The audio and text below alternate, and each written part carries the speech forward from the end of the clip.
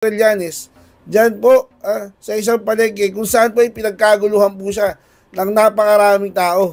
Panoorin po natin to.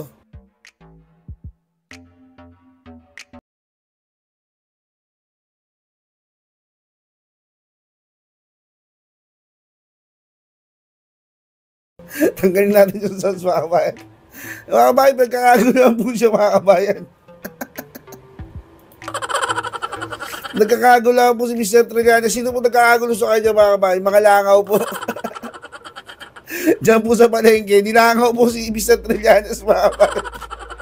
Sabik na sabik po yung mga langaw, dumabo sa kanya.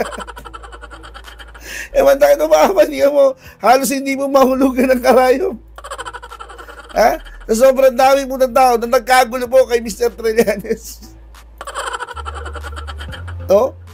Ang sarap pala sip-sip ng gulaman, no, mga kabayan, no. Tingnan nyo, nagkakagulo po, Hindi po magkamayaw.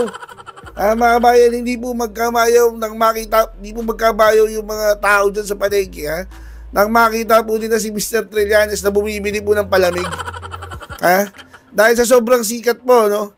At mukhang pag tumakbo po itong Pangulo, mukhang mananalo pa po ito ulit. Mukhang mananalo po ito bilang Pangulo. Tingnan nyo naman po, dinagsa po. Dinagsa po siya ng libo-libong mga langaw, mga kabayan. Walang Diyo. Gagayahin mo pa si Marojas, ha? Gagayahin mo yung mga galawan ni Marojas. Ibigay mo na kay Marojas yun. Ano si Marojas, Mr. Palengke, di ba? Baka naman gusto mo rin kumain sa sa baso, ha? Ikaw ibahin mo, kakain ka naman ngayon sa tabo, no? Ha? Mr. Trillanes, ano na? Ha? Kala ko, busy ka sa, nagmo dito, sa International Court, yan. Sa ICC, para ipakulong si Pangulong Duterte. Ba't nandiyan ka sa palengke? Di na bagay, wala namang pondot, palamig-palamig ka na lang muna. Ay, naku, mga kabayan, ha? Iwanan na muna natin si Mr. Trillanes, ha? Lumipas